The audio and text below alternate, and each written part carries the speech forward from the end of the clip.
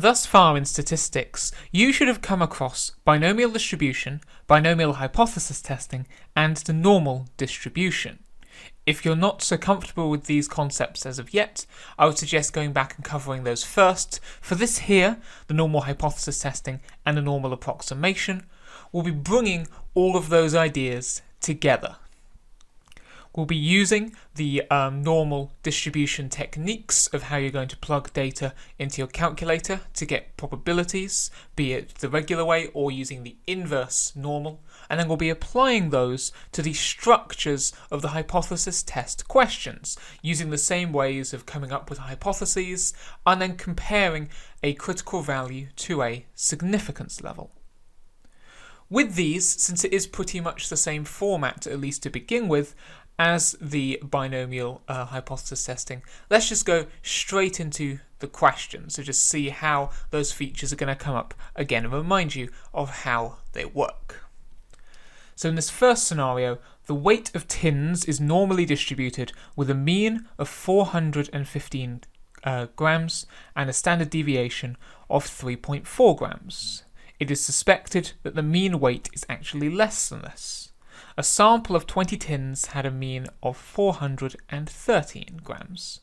Stating your hypotheses, test this claim at a 1% significance.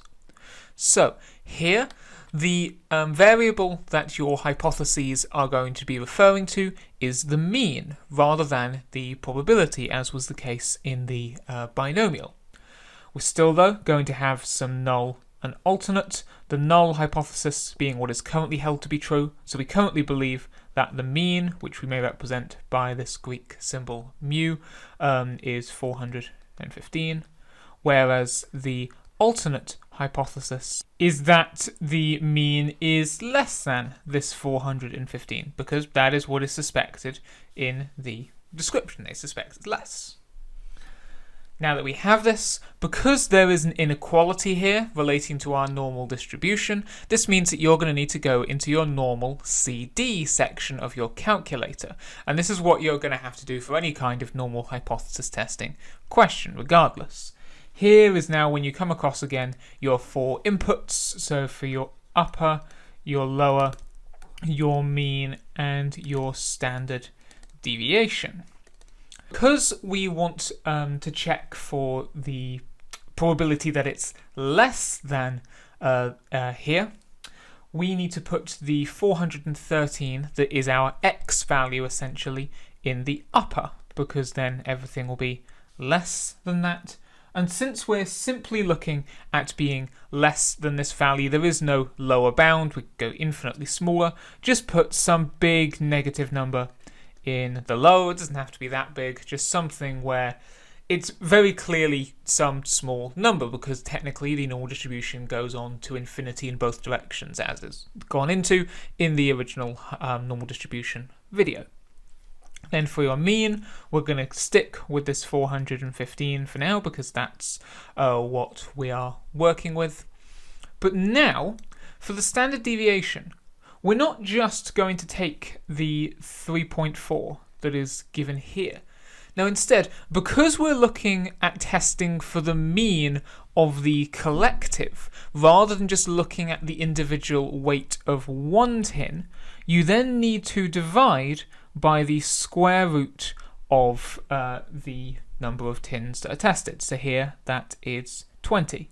So whenever you're doing this normal hypothesis testing for the mean, your standard deviation is going to be divided by the root of n, essentially. Now that we have these, you can plug those into your calculator, and therefore you would find that the probability that x is less than 413 is 0.00426. With this then being your critical value, you will compare it to your significance level. So looking at 0.00426 compared to, just to make it a decimal so it's easier to compare, 0.01, which is bigger. Well, that's the significance level. Just like with the binomial hypothesis testing, we can say that if the critical value is less than the significance level, then you will take the alternate hypothesis. You will say that there is enough evidence of this new suspicion. If, however, the critical value is greater than the significance level, then we'd say that there is not enough evidence of the new idea, therefore we will keep the null hypothesis. As in our case we've already acknowledged, the critical value, the answer we got from our working, is less than the significance level. That's the first criteria. Therefore, we will indeed say there is enough evidence to take that alternate hypothesis, that indeed the mean weight is less than what was previously thought to be, that 415 grams. If we're all right with that, we can see how we have identified our hypotheses based around the means, and how, using our normal CD function in the calculator, we can set upper and lower bounds within the mean, and what we have to do with our standard deviation in terms of dividing by the square root of n, and how we can then compare to the significance level. Let's just see how you could get along with an example of your own. Now, as was the case with the binomial distributions and hypothesis testing, there are a couple of different ways we can do the hypothesis test. On the left here, we had what was called a one-tail test because there was a strict inequality going in one direction. However, here we can also have a two-tailed test. Now, once we've gone through the scenario, we'll just re-clarify what that means before you set off on your working. So the length of a car journey is normally distributed with a mean of 220 minutes and a standard deviation of 8 minutes. It is suspected that the mean has changed. A sample of 10 journeys had a mean of 230 minutes. Stating your hypotheses, test this claim at a 1% significance level. So here, it's simply said that it's suspected to have changed. There's no indication of increase or decrease. Therefore, you are going to have to test for both it being less than and being greater than in two separate scenarios. Again, think back to what we did when we were doing the binomial hypothesis testing. When you then come to finding your critical values, only one of those critical values has to be less than the significance level in order for you to take the alternate hypothesis. But again, you may just want to think that in a two-tailed test, you also have to halve the significance level because that's a total significance covering both the lower and upper ends of the distribution. With all of that in mind, as I say, just pause the video, have a go for yourself, and then press play again when you're ready to compare. Okay, so once again we're going to want to acknowledge what our hypotheses are to start off with. For our null hypothesis, we're going to be saying that our mean is equal to 220. Meanwhile, for our alternate hypothesis, this is simply that the mean is not equal to 220 because, as I said, we don't know whether it's now going to be greater or less than that. If we first of all go down the route of it being less than, with that in mind, then for our upper, we're going to use that x value of 230, whereas the lower, just like last time, will end up being some massive negative number. Again, you don't have to go that ridiculous, just so long as it's some noticeably negative or small number. As for the mean, we'll keep to that 220, and for the standard deviation, we'll take the 8 that they give us above, but then we have to divide that by the square root, and in this case our n was 10. If you put this into your calculator, you'll find therefore that the probability of the mean being less than 230 is equal to 0.99961. This very clearly is nowhere, is complete opposite end of the scale to what will eventually become a significance level of 0.5%. Remembering we have to halve it because it's a two-tailed. So yeah, we can completely ignore the idea that the mean is now less than. So instead, we'll look at it being greater than. This now means that for our upper, we now need some massive positive number because there's no upper bound to this. It's simply that it has to be greater now than your 230. Once again, the mean we'll say is the 220, and the standard deviation is going to be that 8 over root 10. Plug this into your calculator instead, and you'll get that, you'll get the probability that the mean is greater than 230 being 0.00000386. This, if we just copy it out again, is, by contrast to the previous one, is definitely less than the 0.005. That would be the 0.5%. Therefore, there is enough evidence that we can take our alternates, their hypothesis. There is enough evidence that the mean has indeed changed. Alright, so these were both examples of how we can do normal hypothesis testing just using the normal distribution, like how when we did binomial hypothesis testing we just used the binomial distribution.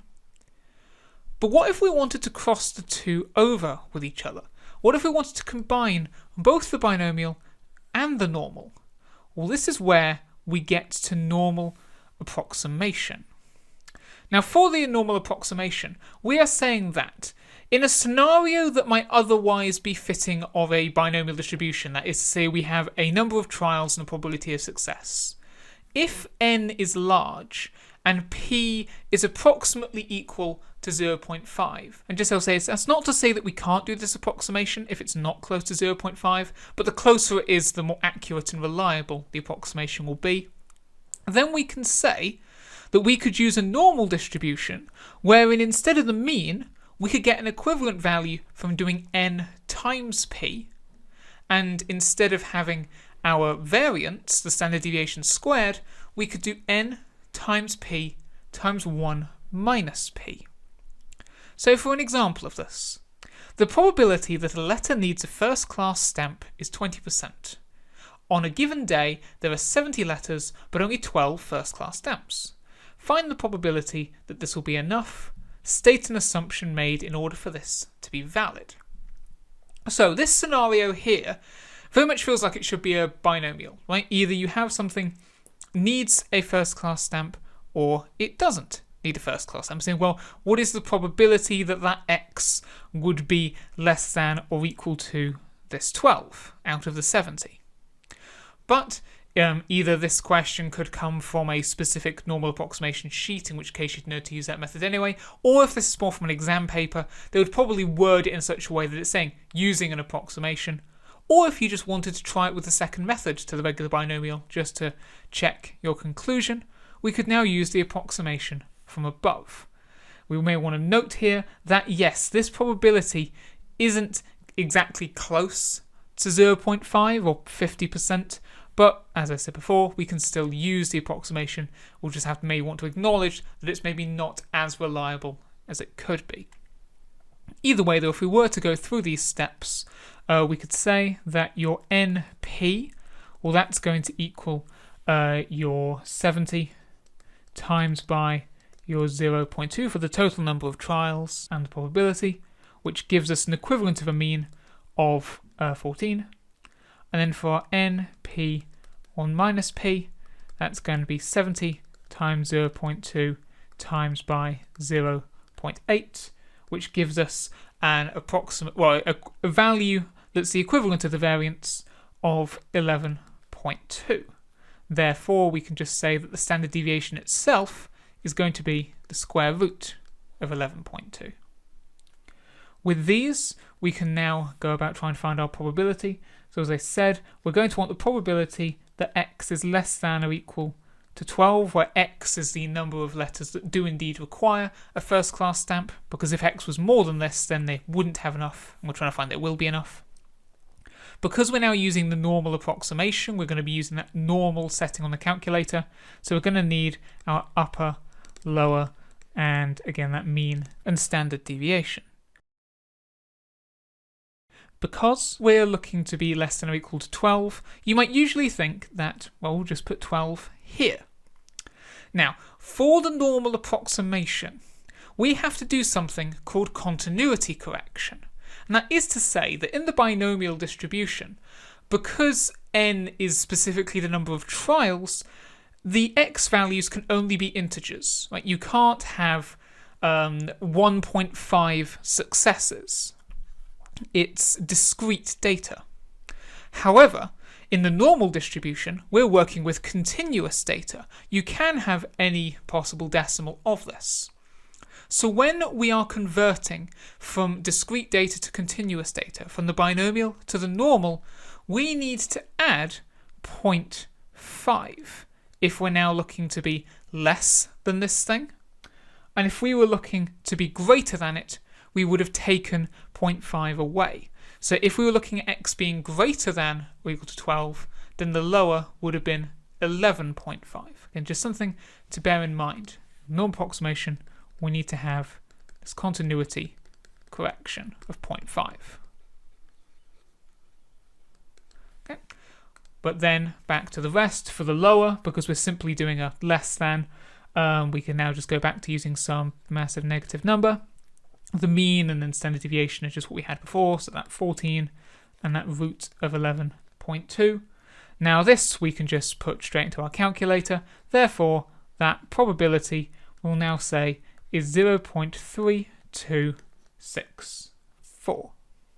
Now there isn't a significance level with this question because this isn't hypothesis testing, we're not needing to compare this with anything, we were simply after what is the probability, therefore that is in itself your answer. Just to acknowledge what was the final point though, to state an assumption made in order for this to be valid, this whole thing only works if your different trials are independent, that the probability of one letter needing a first class stamp didn't impact any other letter needing it or not needing it. In a similar vein, we can also just say that the events have to be random, and then also that the sample you take is representative of the larger population. This is more of a point that you would make in a slightly different question about validity, where there is more of a sample group taken out of a population, but we could comment it here all the same. Okay, so to now just turn our attentions to the right-hand side of the screen, we next have that it's claimed a game is won 60% of the time. Out of 50 goes, 26 are won. Now use the normal approximation to test this claim. So in other words, given that there's meant to be a 60% chance, what was the probability that 26 out of the 50 goes were indeed successful using the normal approximation? I'll just say to start off with about the continuity correction, just giving an example of that again. Because we're now essentially looking for the probability that x exactly equals 26 this time, because we know it is exactly 26, because we're going to be using normal approximation, because we're going to be using continuity correction, we need to acknowledge 0.5 in either direction, just as before, if it had been a less than, we would have gone 0.5 above, and if it was greater than, would have gone 0.5 below. So here, rather, once we get into the normal, we'll instead be looking at the probability that x is anywhere between 25.5 and 26.5. So we'd have any number that would round to 26 overall. Now with that acknowledged, I'd like you to have another go at this question for yourself. So think about the steps we did in the previous example, what impact this continuity correction is going to make to this one, and then just general, find that probability. Pause the video, have a go for yourself, and then press play again when you're ready to compare. So, to begin with, we'll want to work out our values for NP and NP1 minus P. So in this case, NP is going to be the total of 50 games times by a probability of 0.6 for that 60%. Well, that's going to get you a value of 30. Then for your NP1 minus P, well, that's then essentially going to be the 50 times 0.6 now times 0.4, which will get you 12. And therefore, your equivalent of your standard deviation is just going to be root of 12. Plugging these into the sections on your calculator, so where you have your upper, lower, and then mean and standard deviation. For the upper, that's going to be that 26.5. The lower is the 25.5. For your mean and standard deviation, then just the numbers that we had above, so 30 and root 12.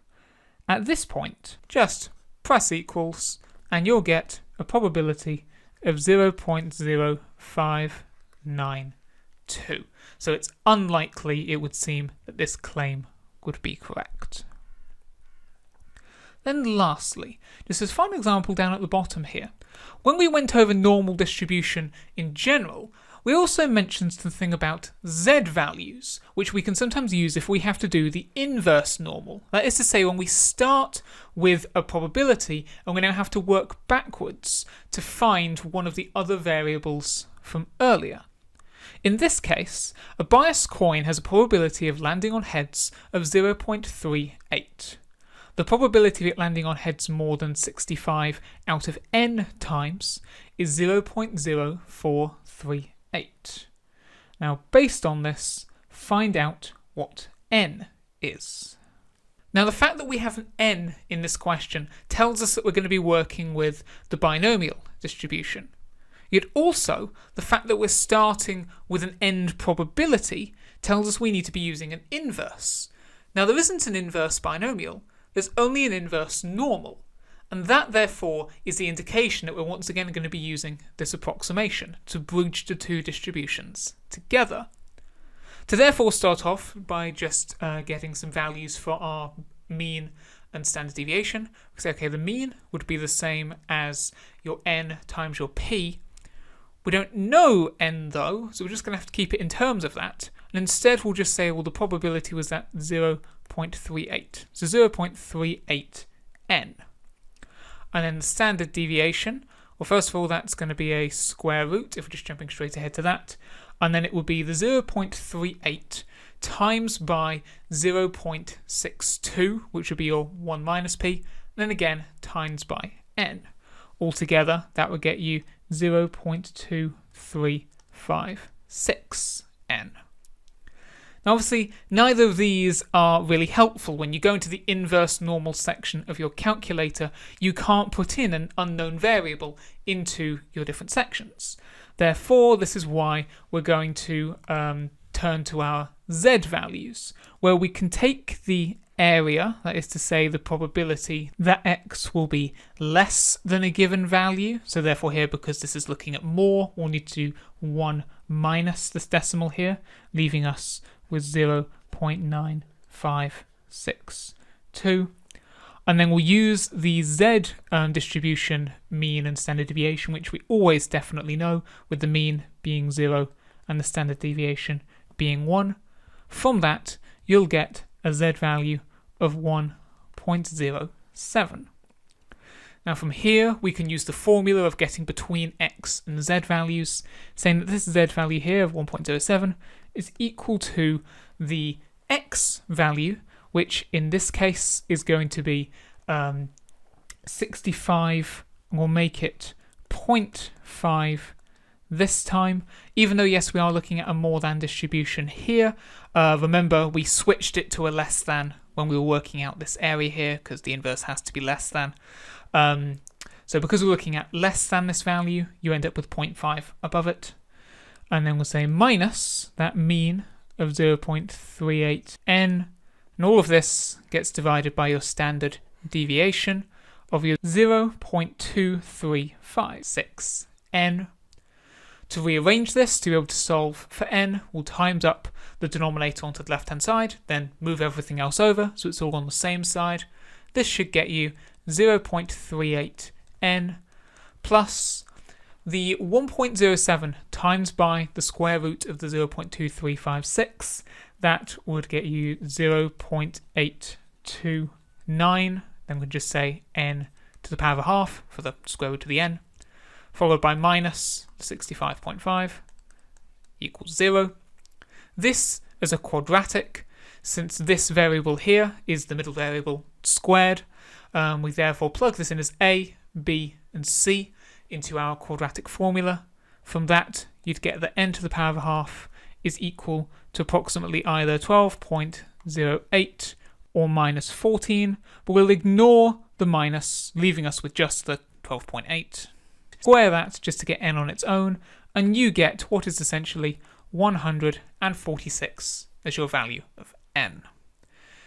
If you're just thinking, well, when we square the minus 14 though, it would still become a positive value of n. If you were just to try out both of these, so that would then become 196 as well. If you were to plug both of these n values back into our earlier expressions here, say into this fraction, only the 146 would get you what is you're meant to get, the 1.07. The 196, no, that wouldn't work for you at all. It would actually get you a negative z value. So yeah, we'll take that. That is our number of trials.